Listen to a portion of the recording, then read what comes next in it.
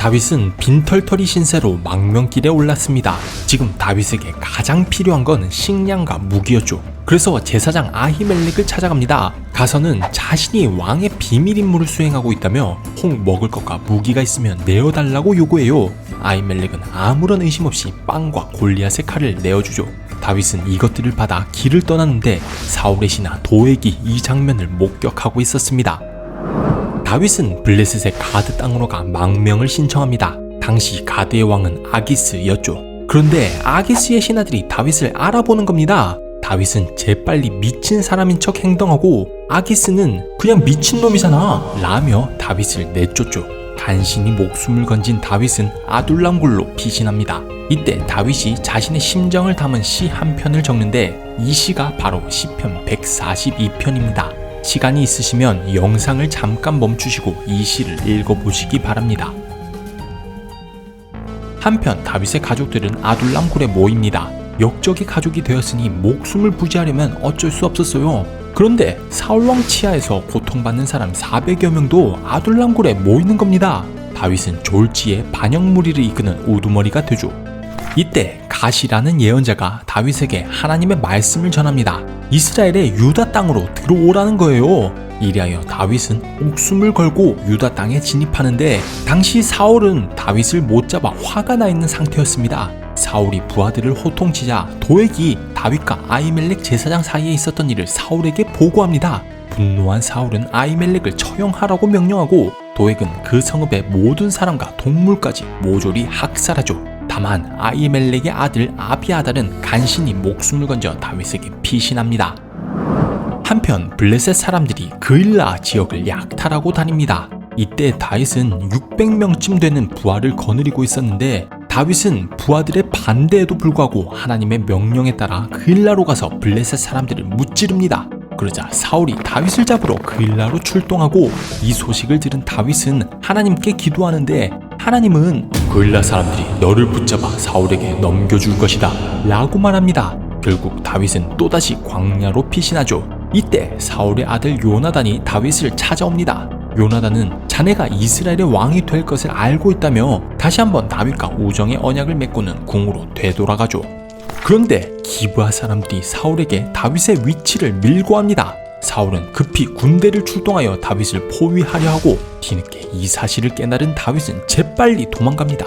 급박한 추격전이 벌어지고 있던 이때 블레셋이 이스라엘을 공격합니다. 사울 입장에선 원통한 일이었죠. 다 잡은 다윗을 포기하고 블레셋을 상대하러 가야 했으니까요. 가까스로 목숨을 건진 다윗은 엔게디 산성으로 피신하고 여기서 시 한 편을 적는데 그 시가 바로 시편 57편입니다.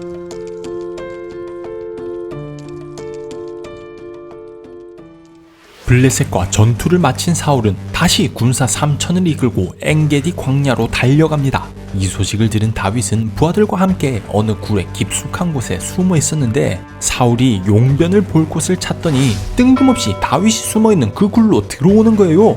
이게 웬 떡? 다윗의 부하들은 어서 빨리 사울을 제거하자고 말하는데 다윗은 하나님께서 기름 부어 세우신 왕을 죽일 수 없다 라며 사울의 겉옷자락만 조금 자릅니다. 사울이 용변을 보고 굴을 떠나자 다윗은 굴 밖으로 나가 사울에게 자신의 억울함을 토로합니다. 그러니까 나는 왕을 죽이려 한 적이 없다. 내가 그럴 마음을 품었다면 왜 이 굴에서 당신의 겉옷만 잘랐겠느냐 라고 말한 거예요. 이 말을 들은 사울은 펑펑 울면서 네가 나보다 의로운 사람이다. 나도 네가 왕이 될 것을 안다. 그러니 너는 내 자손을 멸절시키지 않겠다고 맹세해라 라고 말하죠. 다윗은 그러겠다고 맹세하고 사울은 궁으로 되돌아갑니다. 마지막 사사였던 사무엘이 숨을 거둡니다. 이스라엘은 큰 슬픔에 잠기고 다윗은 멀리 바랑 광야로 이동합니다. 다윗과 부하들은 그곳에 머물면서 양치는 무리를 밤낮으로 보호해주죠. 그러던 어느 날 나발이라는 사람이 양털을 깎습니다. 양털을 깎는 건 농사에 비교하면 추수하는 것과 같습니다. 그래서 그날은 보통 큰 잔치를 벌이거든요. 다윗은 나발에게 사람을 보내어 먹거리를 좀 보내달라고 요구합니다. 지금껏 나발의 양떼를 밤낮으로 보살핀 사실을 생각해보면 합당한 요구였죠. 그런데 나발은 다윗을 모욕하며 먹거리를 내어주길 거부합니다. 다윗은 은혜를 모욕으로 갚는 나발 집안을 몰살하기 위해 군대를 출동하죠. 나발에게는 아비가일이라는 현명한 아내가 있었습니다. 나발의 종은 급히 아비가일에게 가서 나발과 다윗 사이에 있었던 일을 전하는데 사태의 심각성을 안 아비가일은 급히 온갖 음식들을 장만하여 다윗에게 갑니다. 그리고 다윗을 만나 음식을 전달하는 한편 용서를 빌며 나의 몹쓸 남편에게 마음을 쓰지 말라. 장군은 곧 이스라엘의 왕이 되실 분인데 훗날 후회할 일을 만들면 안 되지 않겠나? 라고 말합니다. 이 말을 들은 다윗은 아비가일을 칭찬한 뒤 분노를 거두고 되돌아가죠. 다음날 아비가일은 술에서 깬 나발에게 이 모든 사실을 전하는데 나발이 갑자기 쓰러지는 겁니다. 열흘 뒤 나발은 숨을 거두죠. 이 소식을 들은 다윗은 아비가일을 아내로 삼는데 이리하여 다윗은 아히노암과 아비가일 두 아내를 두었습니다. 일전에 사울에게 포피 200개를 바치고 얻은 아내 미갈은 사울이 다시 빼앗아서 다른 남자와 결혼시켰죠. 그러던 어느 날 십광야 사람들이 사울에게 다윗의 위치를 밀고 합니다. 사울은 군사 3,000을 이끌고 십광야로 출동하죠. 그런데 앞만 찾아봐도 다윗은 보이지 않고 사울과 군사들은 일단 야영을 하기로 합니다. 그런데 한밤중에 다윗이 보니 사울 진영에서 아무도 경계 근무를 서지 않고 있는 거예요. 다윗은 부하와 함께 사울 곁에 다가가 조심히 그의 창과 물병만 가지고 진영을 빠져나오죠. 이후 다윗은 조금 떨어진 곳에서 소리를 치며 사울의 군사들을 나무랍니다. 왕을 제대로 보호하지 않고 있다고요. 이 말을 들은 사울은 다시 한번 다윗을 축복하고는 궁으로 되돌아가죠.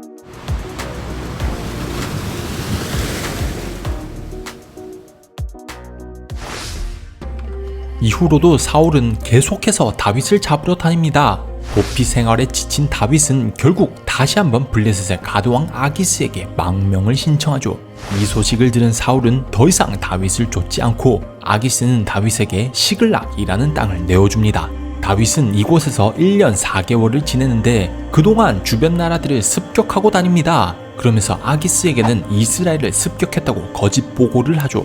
다윗의 말을 철석같이 믿은 아기스는 다윗이 더 이상 이스라엘에 갈 수 없게 되었다 확신하여 그를 중용합니다. 그런데 블레셋이 이스라엘과 전쟁을 벌이려고 군대를 소집합니다. 아기스는 다윗에게도 전투에 참여하라고 말하는데 빠질 구멍이 없던 다윗은 어쩔 수 없이 블레셋 군대에 합류하죠. 한편 사울은 블레셋 군대를 보고는 두려움에 빠집니다. 그래서 하나님께 어떻게 할지를 묻는데 사울에게는 이미 하나님의 영이 떠났다는 사실. 아무 대답도 얻지 못한 사울은 급기야 망령을 불러올리는 무당을 찾아갑니다. 무당이 사무엘의 망령을 불러올리자 사울은 땅에 엎드려 절하며 도움을 요청하죠. 하지만 망령은 당신과 당신의 아들들은 내일 모두 목숨을 잃을 것이다 라고 말합니다. 사울은 땅바닥에 나자빠지죠. 다음날 블레셋 진영에서 큰 소동이 일어납니다. 블레셋의 지휘관들이 아기스에게 이스라엘에서 망명 온 다윗이 이스라엘과의 전쟁에 참여하는 게 맞냐며 그를 돌려보내라고 항의한 거예요.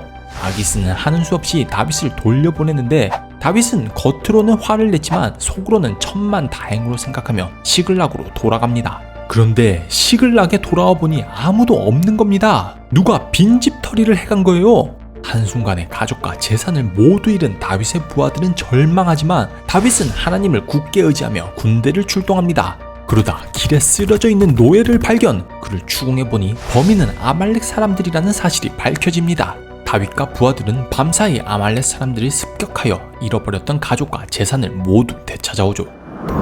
한편 이스라엘과 블레셋의 전쟁은 블레셋 쪽으로 전세가 급격히 기웁니다. 이 과정에서 요나단을 비롯한 사울의 세 아들이 목숨을 잃죠.